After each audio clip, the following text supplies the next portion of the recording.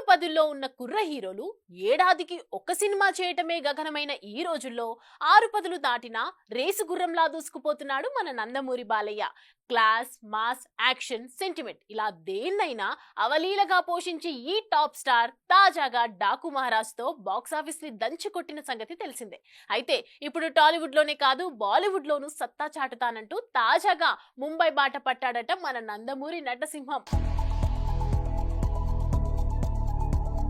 డాకు మహారాజ్ అంటూ పొంగల్ బరిలోకి దిగి కింగ్ ఆఫ్ సంక్రాంతిగా నిలిచిన బాలయ్య ఇప్పుడు తన సినిమాని తెలుగు ఆడియన్స్ కే కాకుండా హిందీ ఆడియన్స్ ముందు కూడా తీసుకొచ్చాడు. ఈ క్రమంలో డాకు మహారాజ్ హిందీ వర్షన్ ని ఈ శుక్రవారం రిలీజ్ చేయగా అక్కడ కూడా అద్దరు కొడుతున్నట్టు తెలుస్తోంది. సాధారణంగా బాలకృష్ణ సినిమాలు హిందీలో, అది కూడా సినిమా రిలీజ్ అయిన 2 వారాలకే డబ్బింగ్ వర్షన్ హిందీ రిలీజ్ అవ్వటం చాలా అరుదు.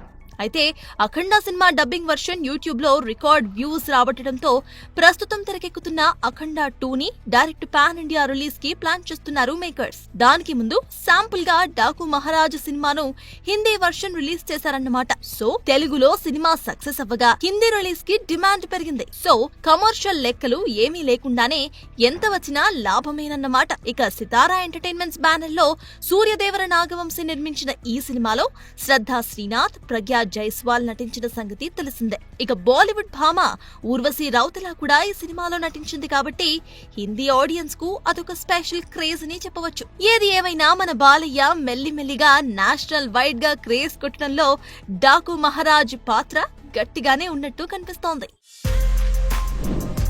For more videos like this, subscribe Big TV channel.